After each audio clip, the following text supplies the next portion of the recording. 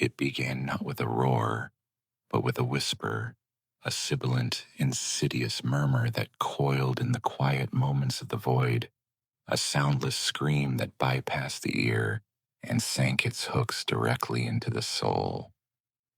Across the trailing edge of the segmentum pacificus, on 100 worlds at once, men and women of the Imperium began to hear it. On the agri-world of Pan's harvest, a diligent farmhand standing amidst fields of swaying grok-sweet suddenly dropped his scythe, pressing his palms to his temples as he heard the faint, overlapping echo of 1 billion people begging for the release of death.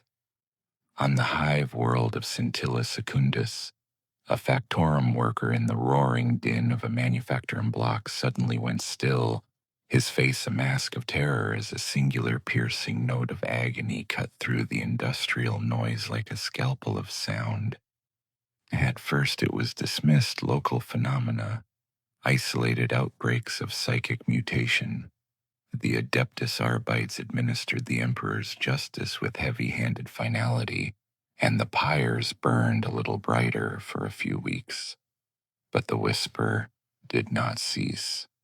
It grew, deepening from a murmur to a constant grinding drone of pure unadulterated suffering.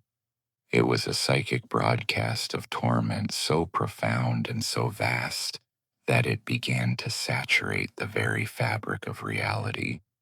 Productivity quotas faltered. Suicides skyrocketed. Riots, born not of sedition but of sheer mind-breaking horror, erupted in the lower hab blocks of a dozen hives.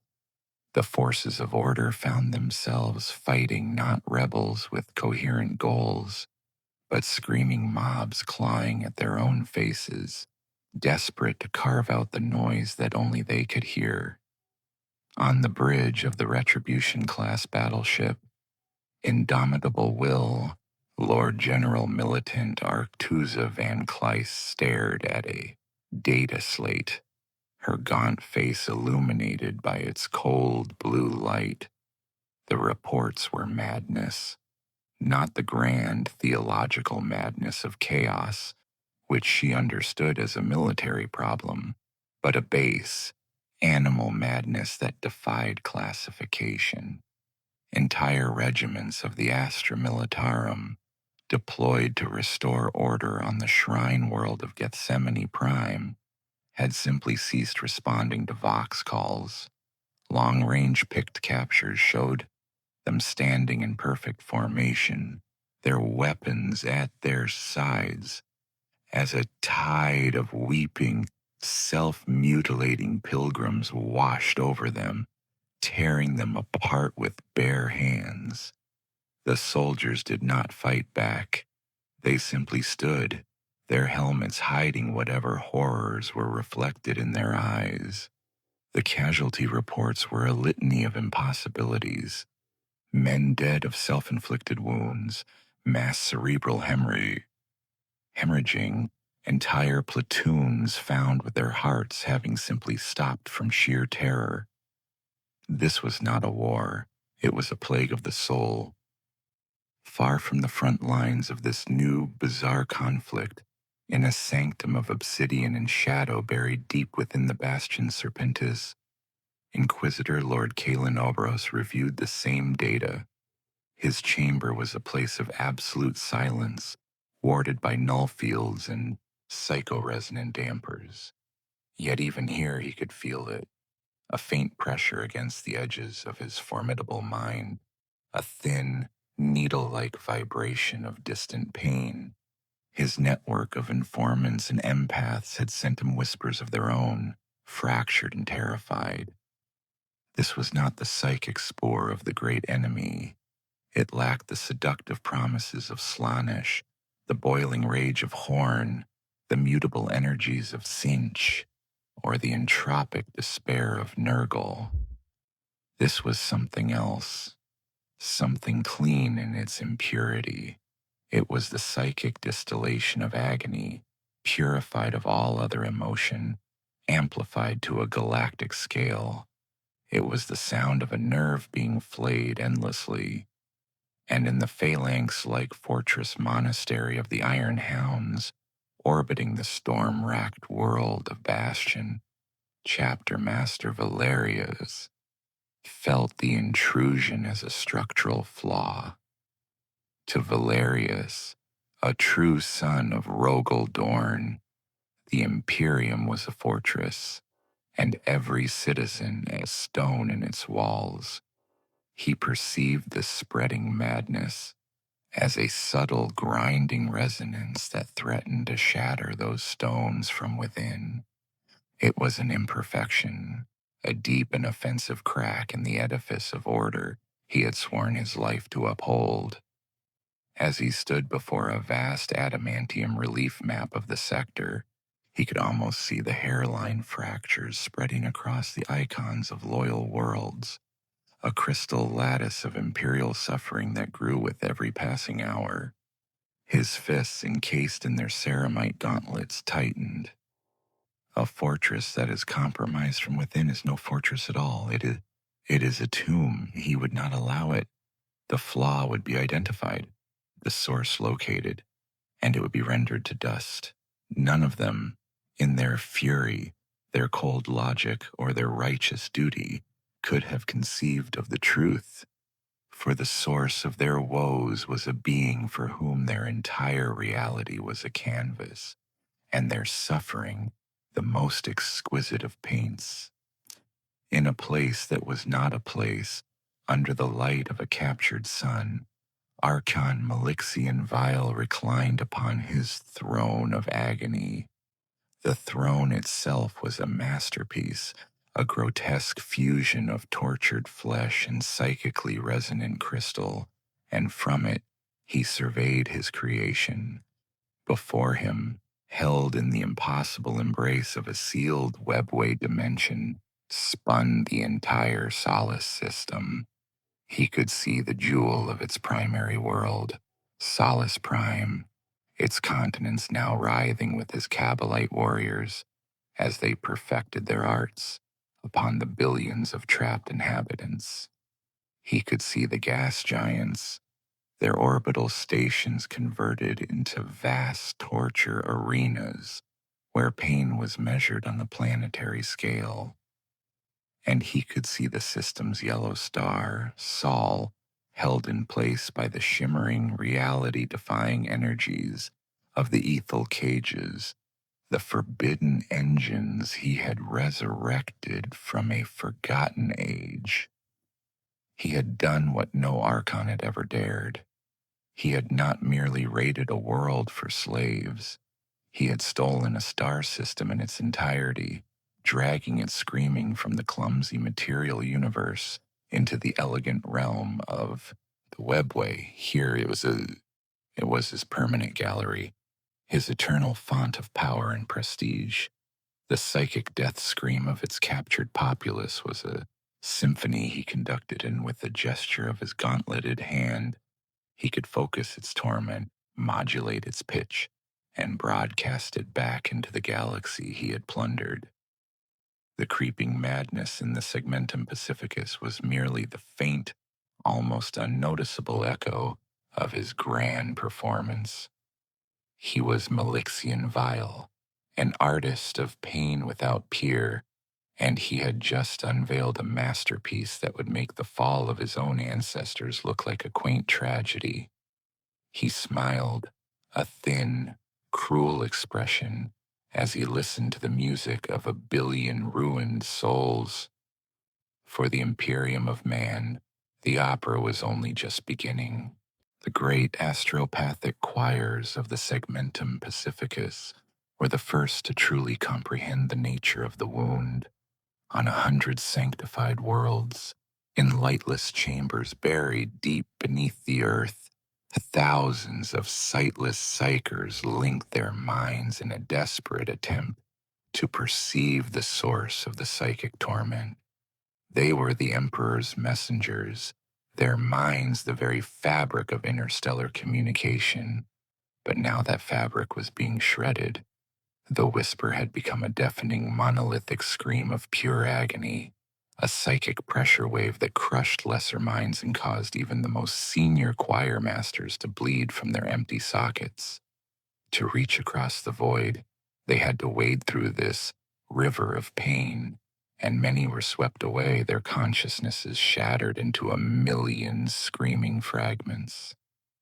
In the primary relay station on Cephalon, master of the choir, Endymion, floated in his nutrient tank, ancient and frail, his body little more than a junction box for the psychic energies of his subordinates. He directed the choir not as a commander, but as a lens, focusing their combined will into a single piercing point of inquiry. They pushed past the ambient horror, past the psychic echoes of their own fallen brothers, and aimed their unified consciousness towards the silent quarter of space from which the scream seemed to emanate. What they found was not a source, but an absence, a hole, a perfect circular void in the otherwise turbulent tapestry of the Empyrean. It was a phenomenon none of them had ever encountered. The psychic energies of the galaxy flowed around it, like a river parting around a stone of impossible density. But the stone was not silent. From its heart, from the unplace that it represented, the scream of the damned pulsed outwards in relentless metronomic waves. Endymion broadcast his findings, a single terrifying runecast of pure dread, before the feedback incinerated the minds of a dozen of his choir and plunged him into a coma from which he would never wake. This terror was mirrored in the palatial mansions of the Navy's nobility. For the navigators who guided the fleets of the Imperium by the psychic light of the Astronomicon, the phenomenon was a blasphemy against the Emperor's divine illumination. Where the Solace system had once been a known nexus of stable warp currents, there was now a patch of utter darkness, a blind spot in the golden light. Captains of imperial vessels reported that their navigators would recoil from their scrying globes, their third eyes weeping blood, babbling of a hole in the sky, a void that was not merely empty but actively hungry. The first fleet to attempt a short jump through the region, the merchant convoy, Emperor's Bounty, simply vanished, not destroyed, not lost in the warp, but gone. One moment, their signature was on the long-range augers. The next, there was nothing. They had sailed into that patch of darkness and had been erased from existence. Warraid, the command bridge of the indomitable will, the data coalesced into a map of absolute dread. Lord General Militant Van Cleist stood before a hollow projector that displayed the Gethsemane subsector. A vast, growing sphere of influence was marked in crimson, denoting worlds lost to the madness. At its center was a circle of purest black, labeled simply the Solace Anomaly. Every picked capture from long-range probes showed the same impossible image, a perfect sphere of space where no stars shone. It was not a nebula which would occlude starlight. This was a place where the stars themselves were gone. Light from distant galaxies bent around its edge as if space itself were impossibly warped. "Report," Van Cleist commanded, her voice cutting through the tense silence of the bridge. A naval officer, his face pale, stepped forward. "Lord General Militant, the scout cruiser Vigilance has reached the last known coordinates of the Solace System's star. They report nothing. No debris field, no stellar remnants, no radiation signature consistent with a supernova. The void is absolute. It is absorbing all augur scans. It is, by all measurements of the Adeptus Mechanicus, a perfect and flawless patch of non-reality." Another voice, thin and reedy, spoke from the shadows. Destruction is chaotic, Lord General. A supernova would have bathed this subsector in radiation for centuries. A fleet action large enough to obliterate a system would have left wreckage for millennia. This is not destruction. Inquisitor Lord Kalen Oboros stepped into the light of the hololith, his black power armor seeming to drink the illumination. His face was a network of ancient scars and augmetic implants, and his eyes held a cold, terrifying clarity. This is neat, this is precise, this is an act of excision. Van Kleist turned to him, her expression one of barely concealed contempt for the agent of the Holy Ordos. Explain yourself, Inquisitor. What heresy do you speak now?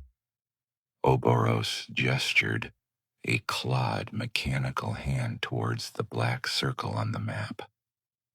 The astropaths report a psychic scream originating from within that void. The navigators report a tear in the fabric of the Empyrean at that same location. Your fleet reports a physical absence that defies the laws of nature. You assume the Solace system was destroyed. You are thinking like a soldier. You must learn to think like a sorcerer or a god. He paused, letting the weight of his words settle upon the command staff. The evidence does not point to destruction. It points to translocation. The psychic scream is not an echo of a past event. It is the ongoing torment of the billions of souls who inhabited that system. They are still alive, and they are still suffering. They are just no longer here. The Inquisitor's voice dropped to a near whisper, yet it carried across the entire bridge with chilling authority. The Solace system was not annihilated. It was stolen. A wave of disbelief and horror rippled through the assembled officers. The concept was beyond insane. It was a violation of the fundamental laws of the universe. To move a planet was the work of legends. To move an entire star system, with its star, its planets, its moons, and its billions of inhabitants, was not the act of a mortal army. It was the work of a power so vast, so alien, that it dwarfed any threat the Imperium had faced in this sector for 1,000 years. The enemy they were facing was not merely a raider or a renegade. It was a force that could unmake the map of the heavens, that could pluck stars from the sky like a collector taking a specimen. The madness plaguing their worlds was not the primary attack. It was merely the exhaust fumes from an engine of unimaginable cosmic theft. The void where Solace stood was not a grave.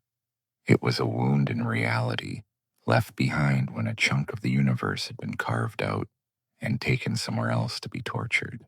In the heart of the stolen system, within a dimension layered over reality, like a predatory dream, the city of Kamarok did not cast a shadow. It was the shadow. And within the highest spires of that dark city, where agony was currency and despair was art, Archon Malixian Vile held court.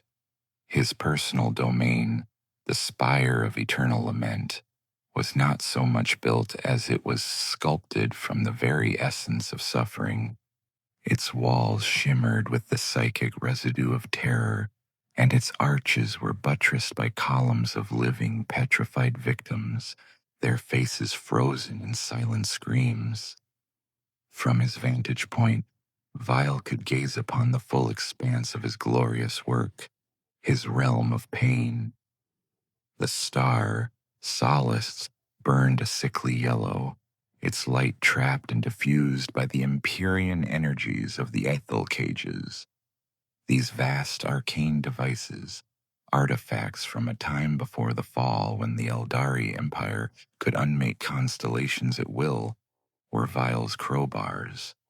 He had spent centuries trading in souls, secrets, and forbidden lore to acquire them, bartering with ancient homunculi, and even whispering promises into the void.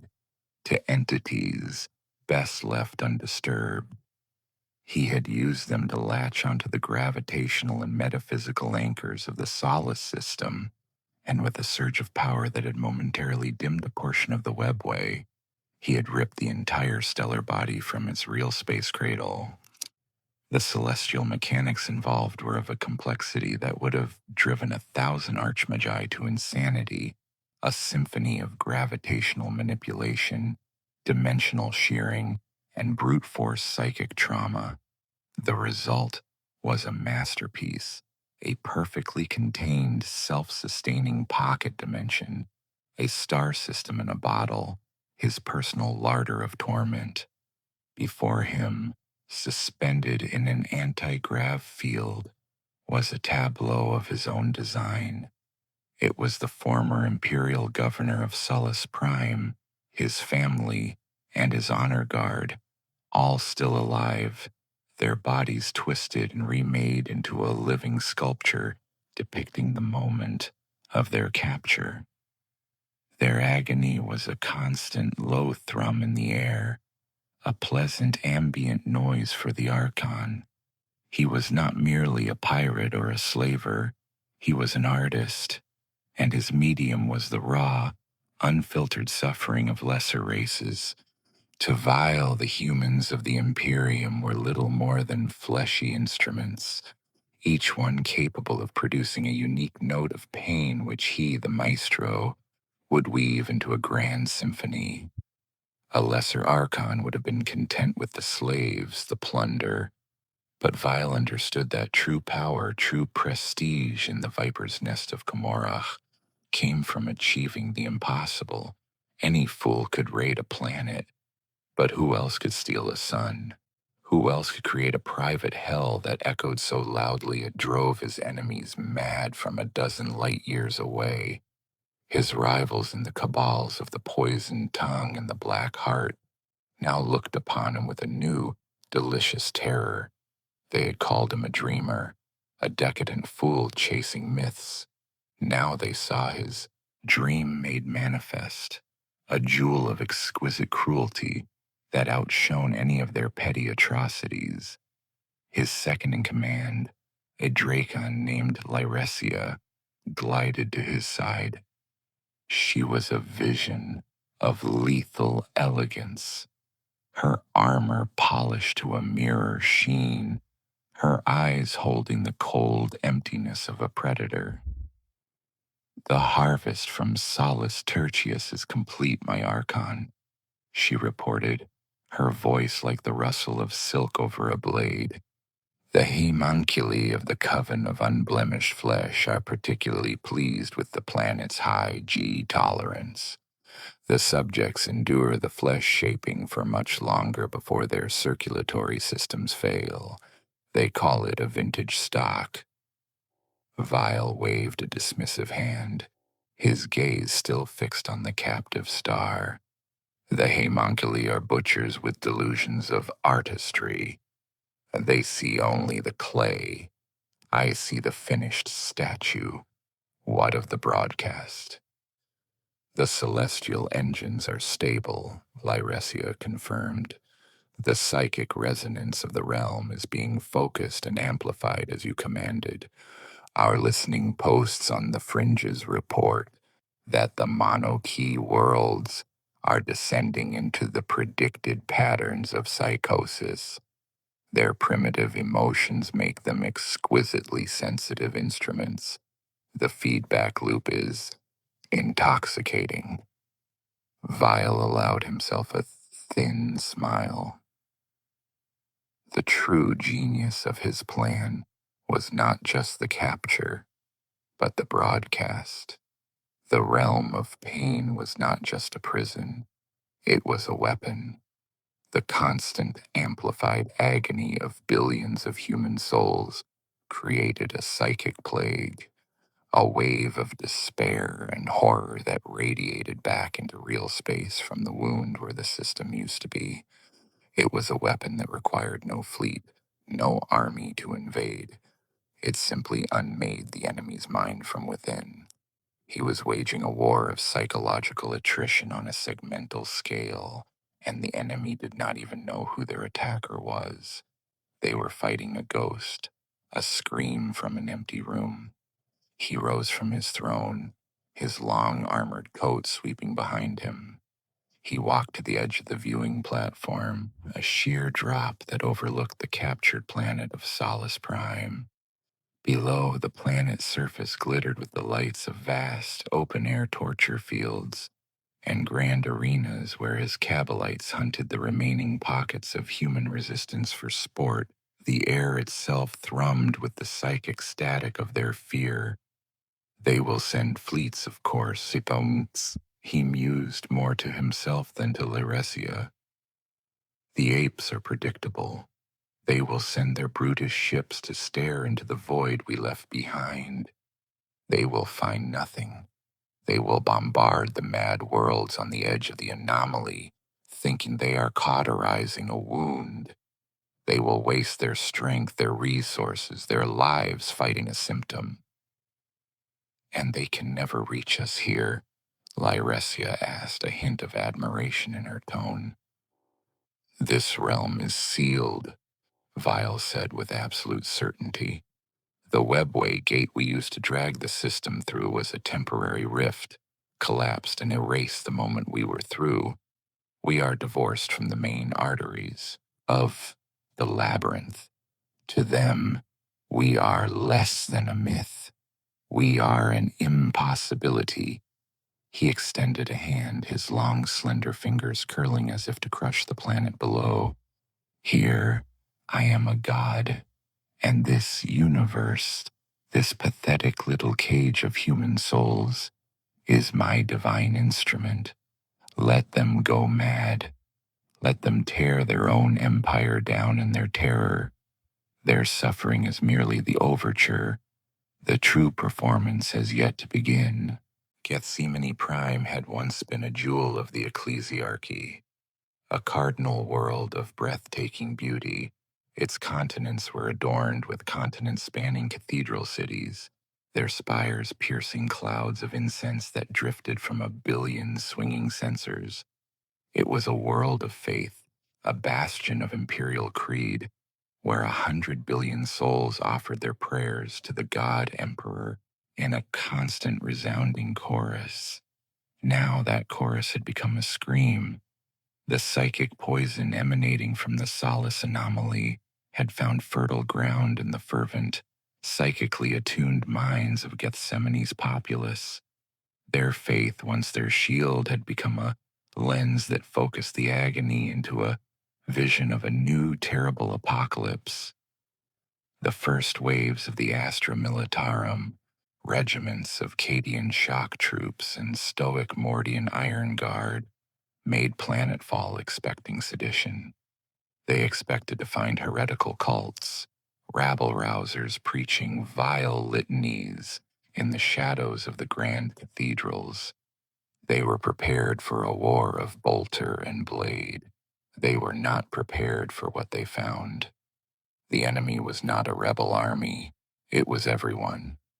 The entire population had succumbed to a collective, violent psychosis. There were no battle lines, no strategic objectives, only a planet-wide riot of the damned. In the plaza of St. Catherine's Vigil, the 101st Mordian Regiment attempted to establish a cordon. They stood in immaculate, disciplined lines, their laser guns held at the ready, a wall of blue and gold against the tide of humanity. But the tide that washed towards them was not angry. It was weeping.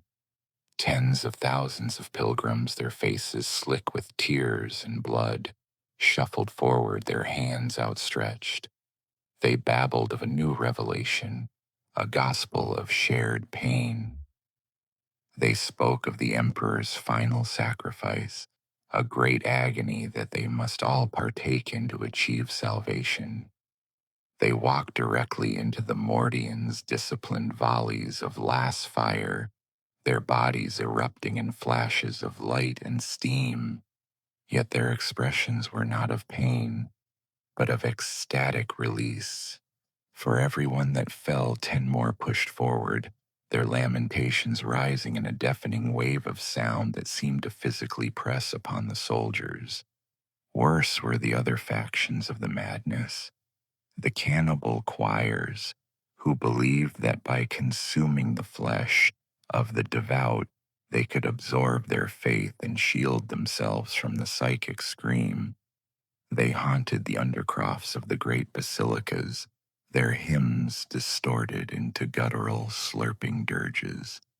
The pillars of penance, fanatics who had taken to impaling themselves on the ornate iron fences of the holy sites, believing that their own focused pain could somehow counteract the greater torment that afflicted them.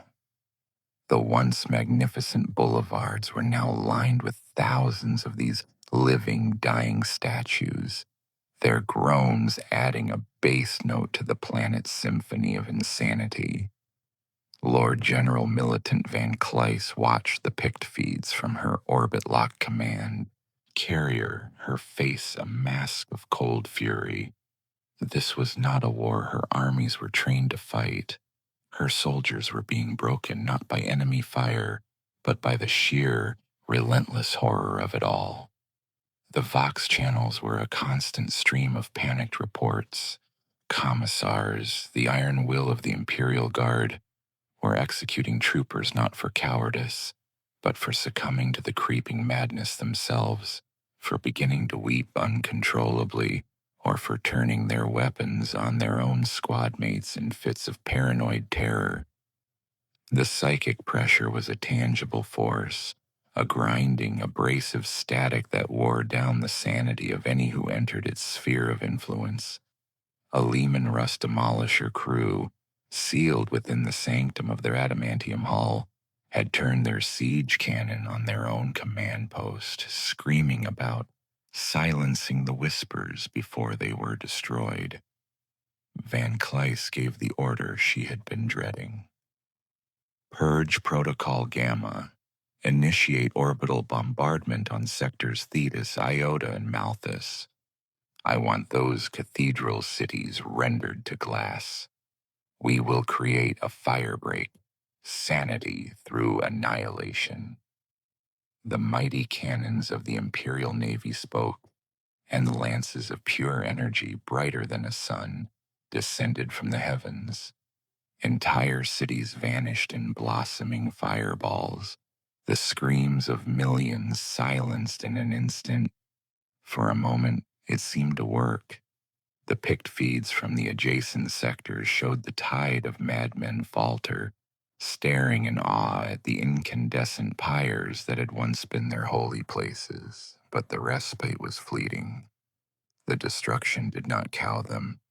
It invigorated them. The mass death was seen as a sign, a grand apotheosis of their shared suffering. From the rubble of the glassed cities, new waves of fanatics emerged, their bodies scorched and their minds utterly burned clean of all reason, now howling with renewed, terrible purpose. They saw the bombardment not as an attack, but as a baptism of holy fire. The war for Gethsemane Prime had become a logistical and psychological nightmare. Every crate of ammunition brought to the surface was a crate that could have been used against a foe that fought back. Every soldier lost was a soul pushed over the brink into madness, or a mercy-killed victim of the commissariat. The Astra Militarum were not liberating a world. They were being consumed by it. They were an army of rational men trying to fight a war against a planet-sized emotion. Lord General Van Cleis, a woman who had orchestrated the destruction of orc wags and crushed secessionist empires, found herself utterly stumped. How do you defeat an enemy whose only goal is to suffer? How do you break a foe who greets death as a long-awaited release? Gethsemane Prime was no longer a planet, it was a cancer of the soul, and it was metastasizing, threatening to infect the entire subsector with its beautiful, terrible and utterly hopeless despair. Into the maelstrom of Gethsemane Prime descended the Iron Hounds. Their strike cruiser, the Stone Warden, was a void-scarred veteran, a brutalist monument of gray adamantium and vulcanized ceramite that cared nothing for aesthetics and everything for function. It punched through the upper atmosphere like a mailed fist, ignoring the pathetic orbital debris and the chaotic vox chatter of the beleaguered Imperial Guard. From its belly deployed a storm of Thunderhawks and Storm Raven gunships, each one a harbinger of unyielding order in a world that had forgotten the meaning of the word. They did not seek out the largest concentrations of the maddened populace. Their target was a strategically sound, defensible isthmus on the southern continent known as the Arch of St. Decin, a rugged peninsula flanked by sheer, unscalable cliffs that plunged into boiling, acid-churned oceans. Chapter Master Valerius stood on the open ramp of his personal Thunderhawk, Dorn's hammer, the wind of their descent whipping at his command banner. Below him the world was a canvas of chaos. He saw the weeping hordes, the burning cities, the monuments to faith now desecrated by madness. But he did not see them as a soldier sees an enemy. He saw them as a master artisan sees a flawed piece of stone. It was a structure that had failed, a fortress that had crumbled from a flaw within its foundations. His task was not to merely destroy the flawed material, but to build something new and unbreakable in its place. He would not conquer Gethsemane. He would fortify it. He would impose sanity upon it by force of will and stone. The moment their gunships touched down, the Iron Hounds moved with the precise, implacable geometry of a siege engine being assembled. There was no charge, no battle cry. There was only the thunderous slam of drop pods and the rhythmic crunch of ceramite boots on rock. Within minutes, the peninsula was secured. Heavy bolter turrets dropped in self-contained deployment cages were activated, their cogitator-slaved guns swiveling to cover all approaches. Tech Marines, their servo arms a blur of motion, began erecting prefabricated bastion walls, their metallic plates locking into place with resounding finality. This was the way of the Iron Hounds. They did not attack. They established a position, made it impregnable, and then expanded that zone of absolute control, meter by meter. From the heart of this burgeoning fortress, a new sound began to push back against the psychic scream. It was not a sound of violence, but of construction and order. Librarians of the Iron Hounds, psychers trained as much in architecture as in warpcraft, began raising psychic baffles. These were not the elegant warding runes of other chapters. They were immense invisible structures in the warp, metaphysical buttresses and bulkheads designed to absorb and ground the ambient psychic energy. The air within the Iron Hound's perimeter, which had been thick with the cloying taste of despair, began to clear. It became sharp, clean like the air in a deep forge. But the most potent weapon in Valerius's arsenal was faith, weaponized and industrialized. Apothecaries and chaplains supervised the construction of what they called resonant shrines. These were not delicate houses of worship, but brutal, ironclad bunkers, each one containing a chorus of servo cherubs and vox casters. From these shrines they began to broadcast, not pleas or prayers, but the foundational catechisms of the imperial creed, recited in a punishing, hypnotic monotone. The litany of the fortress, the canticle of unyielding stone, the hymn of the emperor's wall, the sheer, repetitive, structured dogma, was a psychic abrasive scouring the madness from the air through sheer, overwhelming sonic and spiritual force. It was the logic of the imperial truth. used as a blunt instrument against the illogicality of raw emotion. The mad hordes, drawn by this new island of stability in their sea of torment, began to assault the Arch of Saint Desain. They came in their tens of thousands, a tide of flesh and despair. They were met not with furious zeal, but with cold, calculated efficiency. The heavy bolters opened fire, their streams of explosive shells tearing precise geometric lanes of death through the approaching crowds. There was no passion in it, no hatred. It was the dispassionate work of a demolitions team clearing unstable ground. When the hordes reached the walls, they were met by lines of iron hounds, their bolters firing in perfectly synchronized volleys. For every shell expended, a target fell. No ammunition was wasted on rage or panic. Chapter Master Valerius stood upon the central command bastion, a living statue of gray ceramite. He was not a charismatic orator like Gilliman or a furious berserker like Russ. He was a master of logistics, of firing lanes, of structural integrity. He directed the defense as a grand master plays a game of regicide. Each move deliberate, each sacrifice calculated. He watched as a section of the wall was swarmed, the weeping fanatics climbing over the bodies of their own to reach the battlements. He did not dispatch reinforcements in a rush. He calmly voxed the commander of the Third Company. "Brother Captain Horvath, your position is compromised. The structural integrity of the line is threatened. Sanction cleansing protocol Epsilon. You have 60 seconds. Horvath's reply was immediate and devoid of emotion. "Acknowledged, Chapter Master.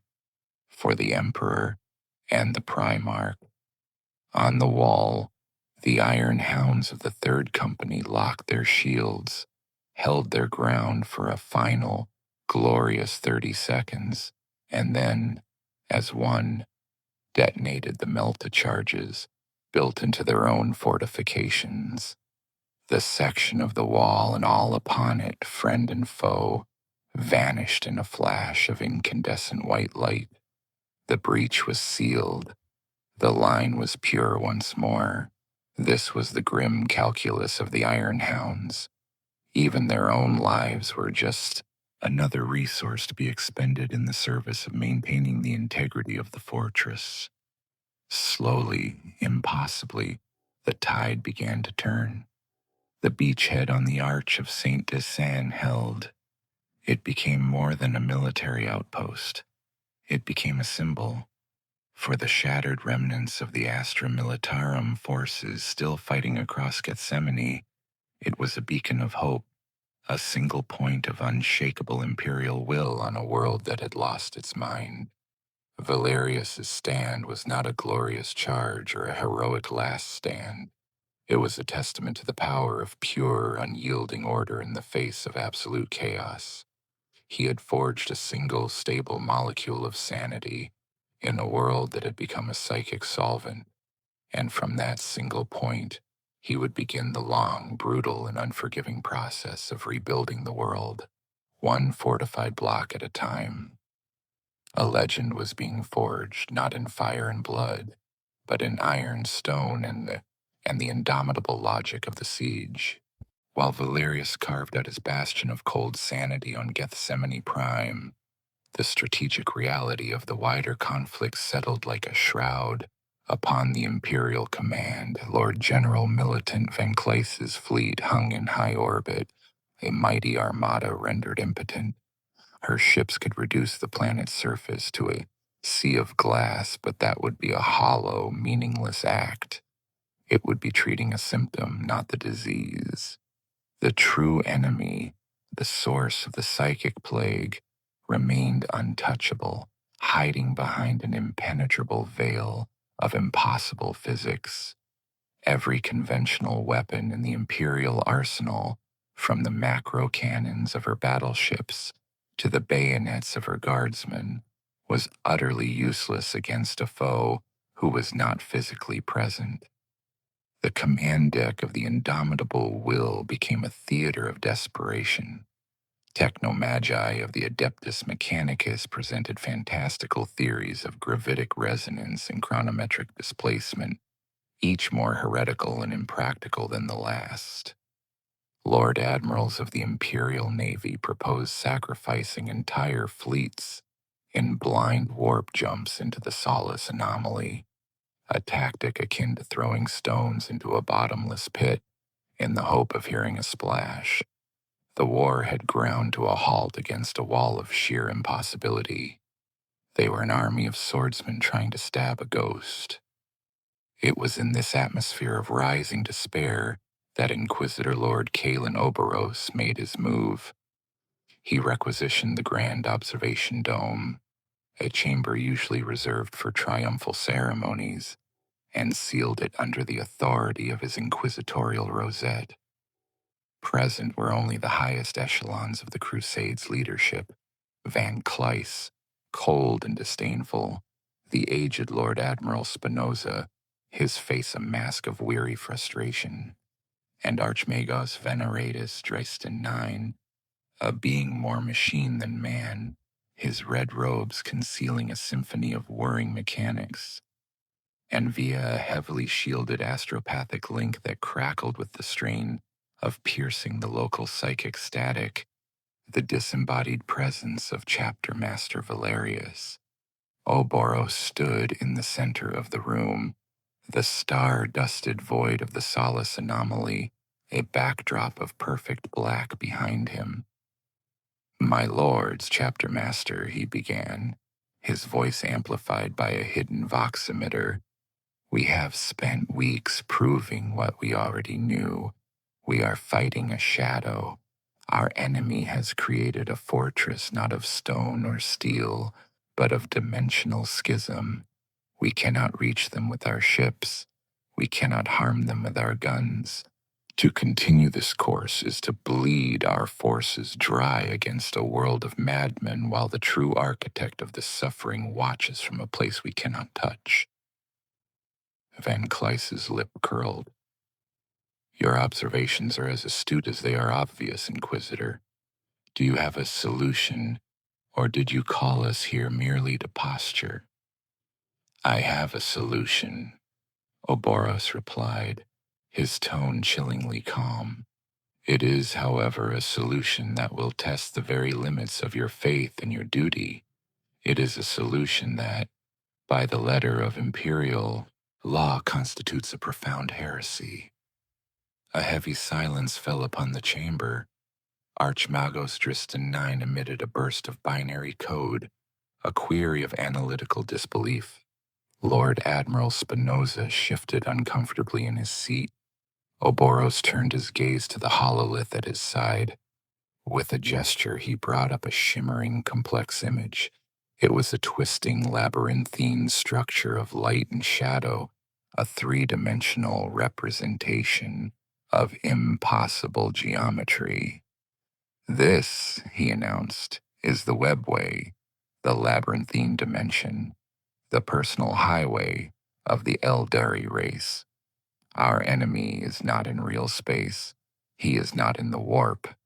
He has dragged the Solace system into a pocket dimension, a sealed cul-de-sac within this very structure. He has, in essence, built his fortress in our neighbor's garden." "The Xeno's witch path," Van Cleis spat, the words dripping with ingrained loathing. "It is forbidden territory, unnavigable. To enter it is to invite damnation. To fail here is to guarantee it," Oboros countered, his voice like chipping stone. "We cannot breach the walls of this pocket dimension from our side, but from within the webway itself, it may be possible. The problem, as you so correctly state, Lord General, is that we cannot navigate it. Our navigators are blind there.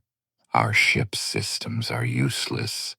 To enter the webway is to be lost forever."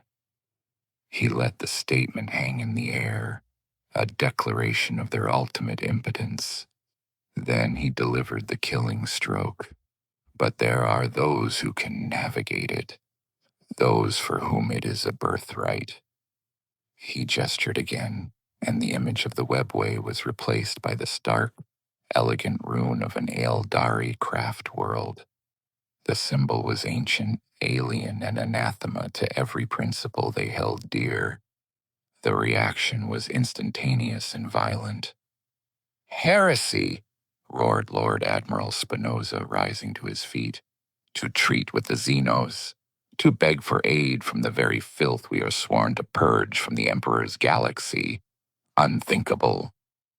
Van Kleis was colder, her voice a razor's edge. "The penalty for consorting with the Aeldari is death, Inquisitor.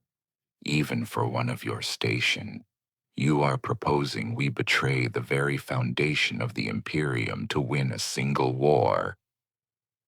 "I am proposing we use a tool, Lord General," Albaros thundered back, his composure finally cracking to reveal the fervent fire beneath. "A tainted and disgusting tool, I grant you, but a tool nonetheless. We would not be forging an alliance. We would be making a transaction. We will offer them something they want in exchange for a single service, a guided path to our enemy's door, a temporary gate, one entry, one exit. What is the greater heresy? To bargain with the Xenos to save 1 billion Imperial souls in 12 worlds, or to allow those souls to be tortured for eternity, and those worlds to fall into madness out of sheer, unthinking dogma?" The chamber fell silent once more, the Inquisitor's words echoing in the void. He was presenting them with an impossible choice, a counsel of thorns where every path led to damnation of one form or another. To refuse was to accept defeat, to condemn a subsector to an eternity of torment. To accept was to commit a sin so profound it could unravel the very fabric of their ideology, to stain their souls with the taint of the alien, a stain that could never be washed away. This was the grim reality of the 41st millennium. Victory was not a matter of choosing the right path, but of choosing the least catastrophic form of sin. The message was sent not by astropathic cry, but by a far more archaic and desperate method. On a barren moonlit designated LX-774, Inquisitor Lord Aboros, accompanied only by a cadre of his most trusted stormtroopers, oversaw the activation of a device that had not been used in centuries. It was a Xenos communication relay, a relic of a forgotten war, its crystalline structures humming with an alien energy that made the very air feel thin and brittle. With a surge of power that caused the moonlit's regolith to vitrify, it sent a single tight beam pulse of pure information, a request for parley aimed at the last known coordinates of a ghost in the celestial sea. The reply was not long in coming. It arrived not as a signal, but as an event. Space-time buckled, and a vessel of impossible grace and beauty shimmered into existence where moments before there had been only void. It was an Asrieni ghost ship, its hull wrought from psychoactive wraith bone that seemed to shift and flow like frozen music.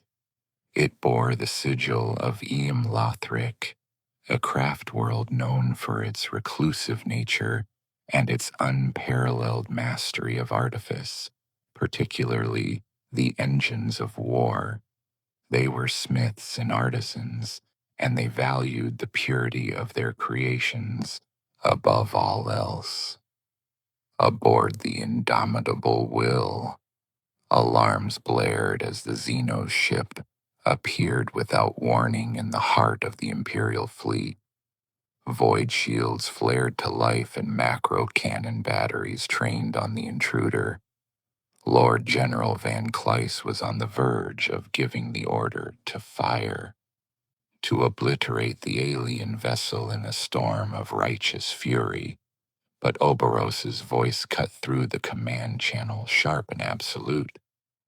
"Hold your fire, Lord General. This is by my authority. They are the answer to our prayer, no matter how foul its form." From the Assyriani ship, a single psychic voice, ancient and resonant as a temple bell, reached out. It bypassed Vox systems and spoke directly into the minds of the Imperial Command. It was a voice that held the weight of millennia, laced with a weary sorrow and an almost infinite arrogance. It identified itself as Farseer Eldrinath, speaker for the court of the Starforge, and it agreed to the council. The meeting took place on a neutral ground of Eldrinath's choosing, the shattered, airless crust of a dead world equidistant between the two fleets. There, under the malevolent gaze of the Solace anomaly, the two powers met. Oboros, Van Kleis, and Valerius, who had made the perilous journey from Gethsemane's surface, stood encased in their power armor, symbols of humanity's unyielding might. Opposite them stood Farseer Eldrinath, flanked by two towering Wraithguard constructs, their soulless forms a silent, unnerving testament to the Assyriani's tragic past. The Farseer himself was a figure of ethereal grace, his long robes flowing as if in an unfelt wind, his face hidden behind the blank, impassive mask of his office. "You seek entrance to a cancer that grows within the webway," Eldrinath's psychic voice stated, dispensing with any pretense of pleasantry. "You wish us to guide your brutish fleets through the arteries of our creation, to unleash your crude violence in a place you cannot comprehend." Valerius, ever the pragmatist, spoke first, his voice a gravelly boom through his helmet's external vox. "Our target is a Drukari Archon who has stolen a human star system. This cancer, as you call it, is a wound inflicted upon us. His actions create a psychic poison that is destroying our worlds. Our goals align. We both wish him expunged." Eldrinath's mental voice was laced with a chilling amusement. "You speak of alignment, human, as a stone might speak of aligning with the hammer that crushes it. The creature you hunt, this Malixian vial, is one of our fallen kin. His actions are an obscenity, a perversion of techniques he has no right to wield. His realm of pain is a tumor, yes, but its growth is a symptom of his arrogance. Your suffering is a secondary concern, a footnote in a tragedy that began long before your species learned to forge iron." "Be that as it may," Oboros interjected, stepping forward, "the tumor grows. It damages the structure of the webway itself. Its psychic resonance is a discordant shriek that even your people must feel. We offer you the means to excise it. A fleet of warships, legions of soldiers, a hammer, as you say, to crush this stone." "And what do you ask in return for this generous offer?" Eldrinath's tone was dry as dust. "A path," Van Kleis said, her voice sharp and precise. "A single stable webway gate into Vile's domain. Passage for our fleet, and a path out again once the deed is done. Nothing more. We have no desire to linger in your witchways." The Farseer seemed to consider this, the air crackling with unseen energies as he communed with the infinity circuit of his craft world, consulting with the dead of 10,000 years. The silence stretched thick with tension. The Imperials stood rigid, a triumvirate of iron and faith. The Assyriani waited with the patience of a dying star. Finally, Eldrinath's voice returned. "The paths of the future are clouded.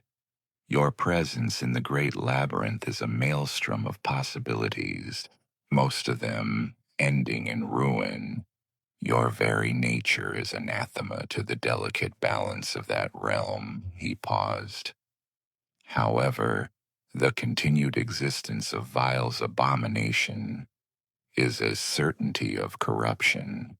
Of two terrible futures, one is marginally less catastrophic." He raised a long, slender hand. "We will grant your request. We will open a temporary dolmen gate, one large enough for your fleet to pass. We will guide you to the threshold of the stolen system, but we will go no further. The violence you unleash is your own, and you will bear its consequences." The Farseer's voice hardened, becoming a psychic blade. "But this aid comes at a price, not of arms or territory, which you possess in crude abundance. We require a tithe of knowledge. Lothric is a craft world of artisans. Your Adeptus Mechanicus possesses STC fragments pertaining to gravimetric stabilization and stellar mechanics, data lost to us since the fall. Archmagos Driston 9 will provide us with unfiltered complete copies of the Gorgon's Coil and heliophagic containment templates. On the indomitable will, Archmagos Driston 9 let out a shriek of binary protest. To hand over STC data, the holiest of holy relics, to a Xenos race was a blasphemy of the highest order. It was trading the sacred word of the Omnissiah for a temporary advantage. But Oberos had anticipated this. He had already made the calculation. "Agreed." His voice cut across the Archmagos' protests. "The bargain is struck." "So be it," Eldrinath concluded. The two Wraith Guard at his side raised their immense cannons, not in aggression but in salute, their movements impossibly smooth. "Prepare your fleet, humans. We will weave for you a path of glass through a sea of thorns. Pray your ships are strong enough to survive the journey." With that, the ghost ship and its occupants vanished as silently as they had arrived, leaving the Imperials alone on the dead world. They had their pact. They had their path to the enemy, but the cost was a piece of their soul, a sacred trust broken, a heresy committed not in the heat of battle, but in the cold light of strategic necessity. The alliance was not one of friendship or respect. It was a pact of glass, fragile and sharp, and they all knew that if it shattered, it would cut them all. The pact was sealed not in ink and parchment, but in streams of pure data, and the cold, silent acknowledgement of mutual necessity. Archmagos Tristan 9, under the direct and unblinking gaze of Inquisitor Lord Oberos's personal retinue, transmitted the STC fragments. The act was a profound violation of his order's most sacred tenets, and the Archmagos' machine spirit hummed with a suppressed rage that could have boiled oceans. He had given the alien the keys to secrets that could build or destroy suns, a technological heresy that would see him purged and disassembled if the wider Mechanicus ever learned of it. In return, the Assyriani of Lothric were true to their word. In a desolate region of space, far from any planetary body, reality tore open. There was no explosion or flash of light, but a silent, graceful unfolding of dimensions, a shimmering portal, a dolmen gate of immense proportions yawned into being.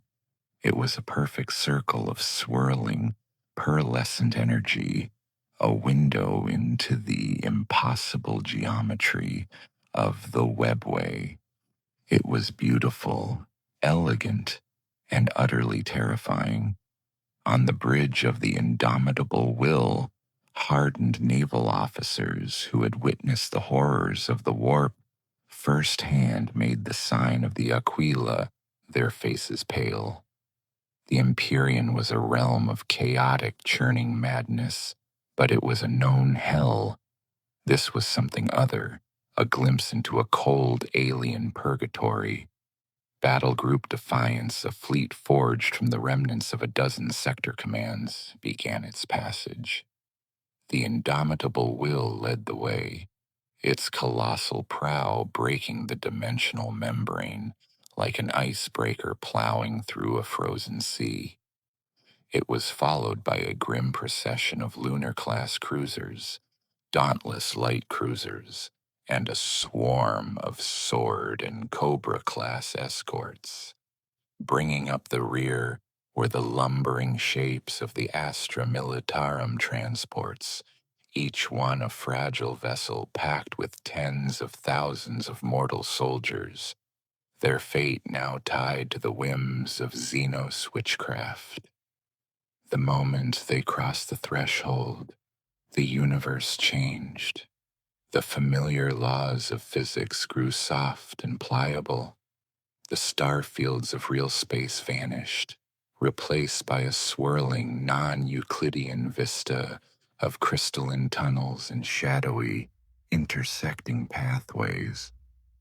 The psychic scream of the Solace system, which had been a pervasive but distant drone, was instantly amplified 1,000-fold. It was no longer a whisper or a background noise. It was the very air they breathed, a physical pressure that slammed into the fleet with the force of a tidal wave. For the mortal crews, the effect was immediate and catastrophic. On the lower decks of the transports, where men and women were packed shoulder to shoulder in the dim, recycled air, the agony of 1 billion souls became their own. A collective, spontaneous shriek erupted from 100,000 throats at once. Men clawed at their ears, trying to dig out the soundless noise. Fights broke out, not from anger, but from sheer, mind-breaking terror. Commissars, their faces grim masks of duty, were forced to begin the purge almost immediately, their bolt pistols barking in the cramped confines as they administered the Emperor's peace to those who had been broken. It was a horrific, bloody triage, a culling of the mentally weak to save the whole, but even the Commissar's iron wills were being eroded by the constant, grinding psychic attrition. The psychers of the fleet suffered the worst. The astropathic choir of the indomitable will, already strained from the Gethsemane campaign, was wiped out in an instant. The chamber where they floated in their life-sustaining amniotic tanks became a charnel house as, one by one, their heads exploded in sprays of blood and psychic fire. Their minds, open to the currents of the immaterium, had become conduits for the raw, undiluted agony of the realm of pain, and they were consumed by it like fuses in a catastrophic power surge. The navigators, the aristocracy of the void, were rendered utterly blind and insane. Their third eyes, accustomed to the golden light of the Astronomicon, saw only a maelstrom of pure black suffering. On the bridge of the cruiser Vengeful Spirit, the navigator matriarch of the House of Corvale began screaming, a high, thin sound of utter despair, before clawing out her own warp eye. She was a being who had looked into the heart of chaos and held her nerve. But this weaponized, purified pain was something else entirely. It offered no temptation, no power, just an endless, meaningless abyss of torment that shattered her sanity. Without their navigators, the fleet was truly lost, utterly dependent on their alien guides. Lord General Van Cleis watched the casualty reports scroll across her data slate, her knuckles white where she gripped the command throne. A full 10% of her Astra Militarum forces had been lost to madness or summary execution within the first hour of the journey. Dozens of ships were reporting critical malfunctions as their machine spirits recoiled from the unnatural energies of the webway. This was not a journey, it was a filter, a brutal, agonizing process that was stripping away the weak, the unstable, and the unlucky. The tithe of souls required to reach the battlefield was being paid in advance, a river of imperial dead left in their wake through the crystalline corridors of the Eldari. Even the space marines of the Iron Hounds were not immune.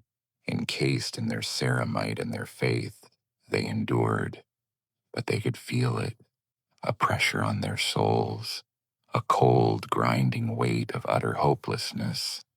Chaplains walked the decks of the Stone Warden, their voices booming through the ship's vox, reciting the litanies of fortitude, their words a shield of dogma against the psychic storm.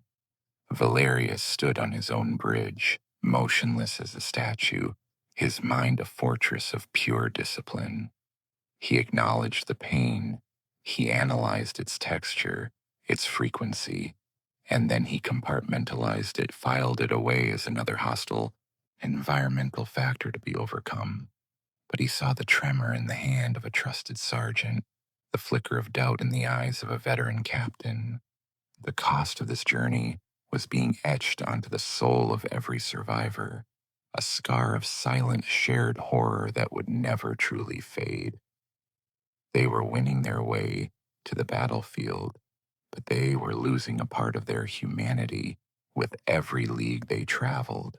As the savaged fleet limped through the final shimmering corridors of the webway, a council of war was held that would define the very nature of their desperate assault.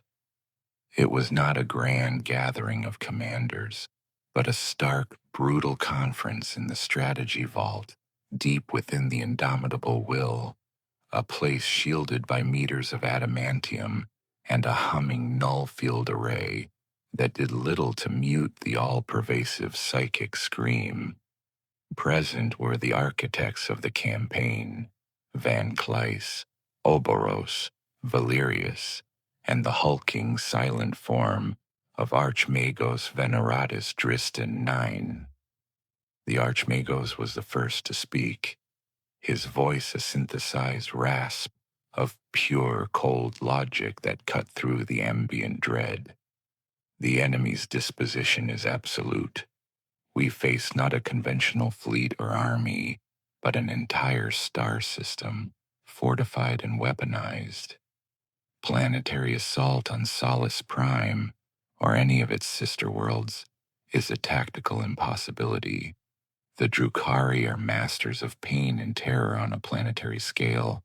To engage them in a conventional ground war would be to feed our armies into a meat grinder designed by connoisseurs of the art. The attrition would be total. We would bleed the Astra Militarum dry in a matter of weeks, achieving nothing. Lord General Van Kleis nodded, her expression grim. She had reached the same conclusion. My forces can establish beachheads. We can fight and we can die. We can buy time, but we cannot win. The enemy holds every advantage. They are fighting in their own curated hell, a fortress of their own making. We are the invaders, deafened and blinded by the very atmosphere of this place. Valerius, who had remained silent, his helmet resting on the tactical table before him, finally spoke. His voice was calm, measured, the voice of a man assessing a structural weakness in a fortress wall. A conventional war implies we intend to occupy the territory. That is not our objective. Our objective is the cessation of the psychic broadcast. To achieve this, we do not need to conquer the system. We need to unmake it. All eyes turned to him. Oboros leaned forward, his clawed hand tapping the table. Explain, Chapter Master. The Archon's power, Valerius continued. The very existence of this pocket dimension is predicated on the celestial engines that hold the Solace Star in stasis. That star is the linchpin of this entire reality. It is the power source, the anchor, and the ultimate vulnerability. If the star is removed, the system collapses. It was the Archmagos who understood the terrifying implication of Valerius's words. A series of clicks and whirs emanated from his robes as he processed the data. Destabilizing a star of this class requires a phenomenal release of energy. A conventional cyclonic torpedo barrage would be insufficient, diffused by the star's corona. We would need to... He trailed off, the analytical engine of his mind grasping the sheer, insane audacity of the plan. Not destabilize it, Valerius corrected, his gaze as hard as granite. Annihilate it. We will not cause a supernova. We will trigger a stellar collapse. We will force it to become a singularity, a black hole that will consume this entire pocket dimension and everything within it. A profound silence descended on the strategy vault. Even Van Cleis, a woman who had sanctioned the exterminatus of a dozen worlds, seemed taken aback by the sheer scale of the proposal. To weaponize a star, to turn it into an all-consuming maw of gravitational death, was a stratagem of cosmic, almost blasphemous grandeur. It can be done, Driston Nine stated, his metallic voice devoid of any emotion save a flicker of intellectual curiosity. He had offered the Gorgon's coil STC to the Aeldari, but he had not forgotten its contents. The Mechanicus possesses experimental weaponry, prototypes based on forbidden gravitational lore, gravitic implosion warheads. They have never been deployed. They are unstable, unpredictable. To function, they must be delivered past the stellar corona and planted deep within the star's photosphere. A suicide mission of the highest order. My iron hounds will deliver the warheads, Valerius said, his tone leaving no room for argument. It was not a boast, but a simple statement of fact. While the Lord General's forces wage a diversionary war on the surface of Solus Prime, drawing the bulk of the Archon's attention, my first company will execute a precision strike. We will not be aiming for the Drukhari armies. We will be aiming for the heart of their sun. And the control mechanism, Oberos asked, his mind already dissecting the plan for flaws. The Archon will surely have a command nexus for his celestial engines. If he detects your true purpose, he could alter the star's containment field, neutralizing the warheads. He will be occupied, Valerius replied, his eyes meeting the Inquisitor's. The Archon's spire is the hub of his power. While my first company delivers the payload, I will lead a separate assault team. I will hunt down Malixian Vile himself, and I will kill him. He will be too busy fighting for his life to notice the salvation of a segmentum being deployed in his own backyard. The plan was laid bare, a triptych of absolute desperation.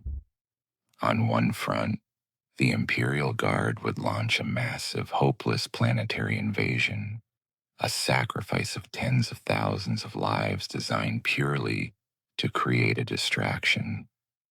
On the second, the elite of the Iron Hounds would fly into the heart of a sun on a mission with no possibility of return.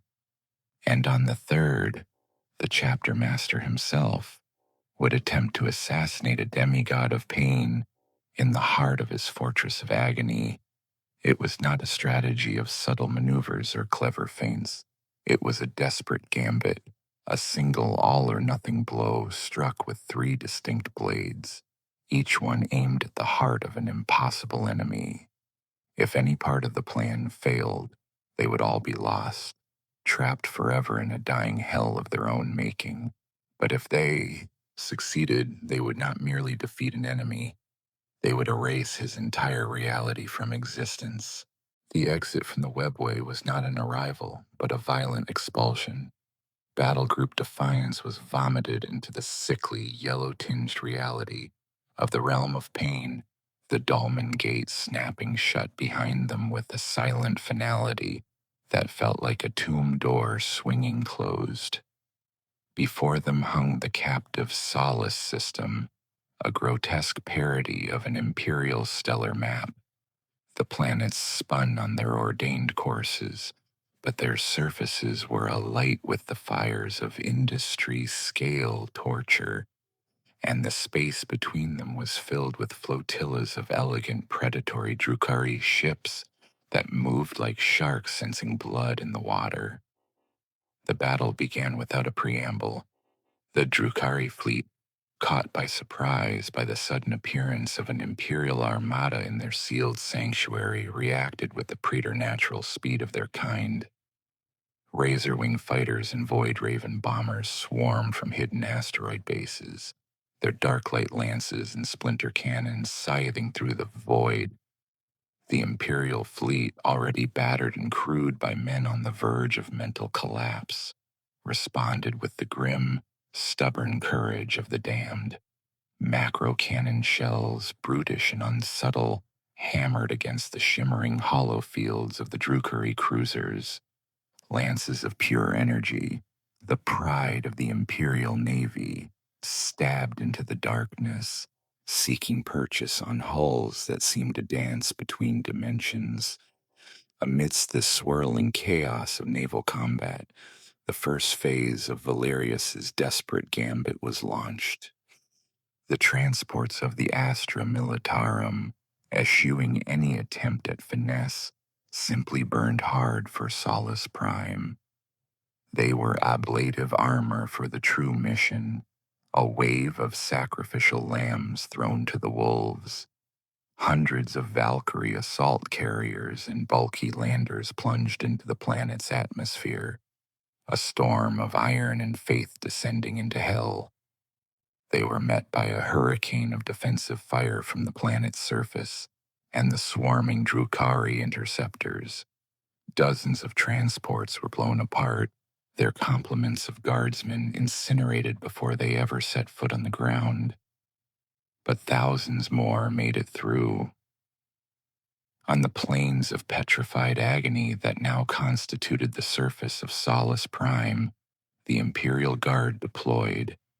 Cadian shock troops, Lehman Russ battle tanks, and ranks of Mordian Iron Guard formed up under a sky filled with shrieking alien aircraft. Their enemy was not a disciplined army, but the entire cabal of the Shattered Veil let loose to play.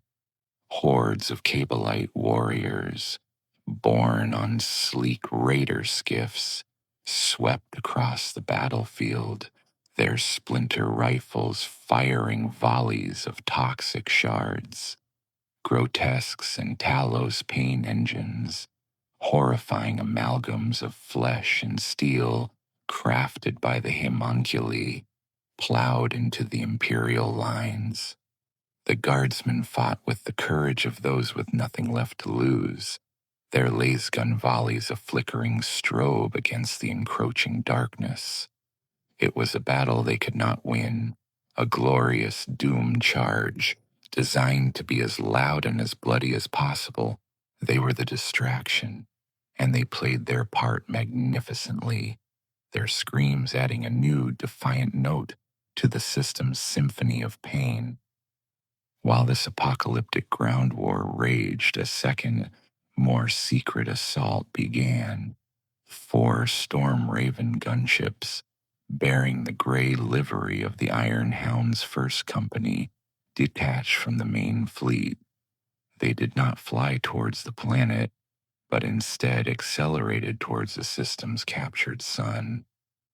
They flew low and fast through the naval battle, their hulls scorched by near misses, their machine spirits screaming warnings as they navigated the maelstrom. Each gunship carried a single gravitic implosion warhead in its magnetic clamps, a device of such terrifying power that the tech marines attending them had taken vows of silence. Their mission was simple, absolute, and final. Simultaneously, a third strike was underway. The battle barge, Fist of Iron, a relic of the chapter, powered directly towards the epicenter of the Drukhari defenses, the spire of eternal lament. This continent-sized fortress, Vile's personal palace and the control center for the celestial engines, bristled with weapons that could cripple a battleship. The Fist of Iron ignored them. It flew a suicide course, its void shields flaring and collapsing under the strain, its armored prow glowing cherry red from the constant impacts. Its goal was not to bombard the spire, but to deliver its cargo. Using the last of its power, the battle barge rammed the spire's lower levels, then the impact a thunderclap that was felt across the entire structure. The ancient ship, its duty done, was torn apart, but not before it disgorged its passengers. In a storm of boarding torpedoes and Thunderhawk insertions, Chapter Master Valerius and his personal retinue, 100 Terminator-armored veterans of the First Company, slammed into the heart of the Archon's fortress. They found themselves in a hellscape that defied sanity. The corridors were lined with living flesh. The walls pulsed with a faint, agonized heartbeat, and the air was thick with the scent of terror. The Iron Hounds advanced not as a charging force, but as a siege engine.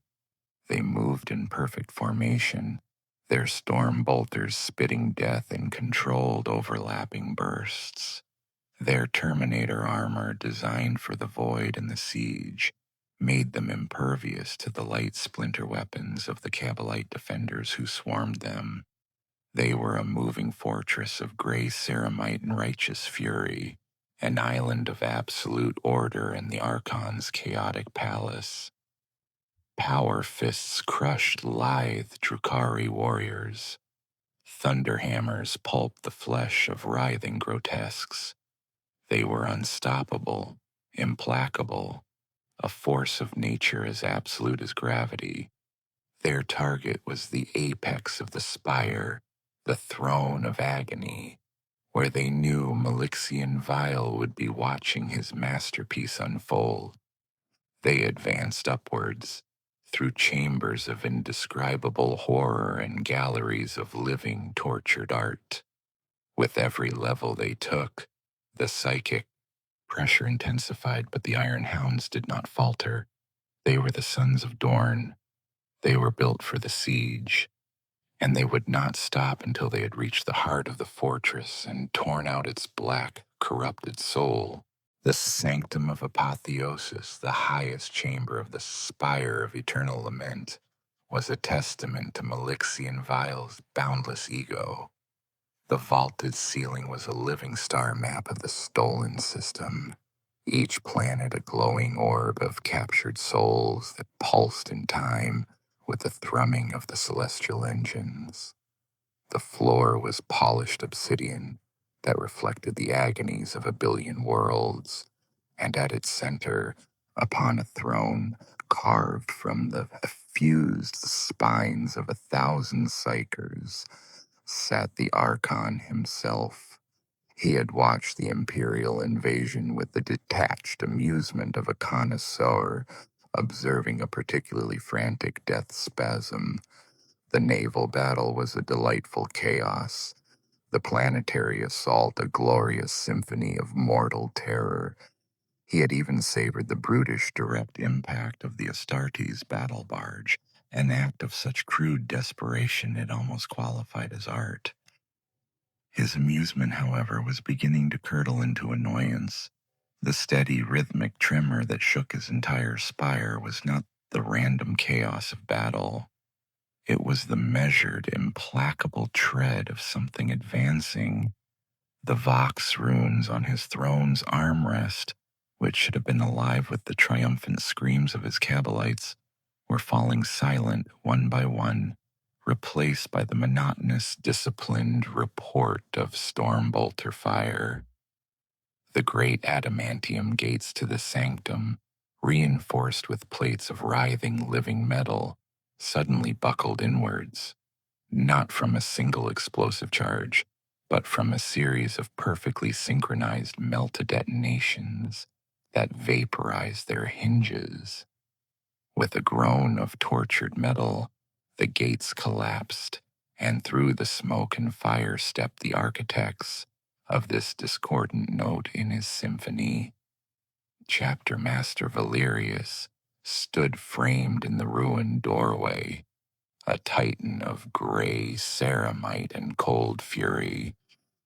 His Terminator armor was scorched and pitted, its surfaces slick with the ichor of 100 slain Drukari, but it was unbreached. At his side were the last dozen veterans of his command squad, a wall of living granite, their storm bolters already sweeping the chamber. They did not issue challenges or bellow war cries.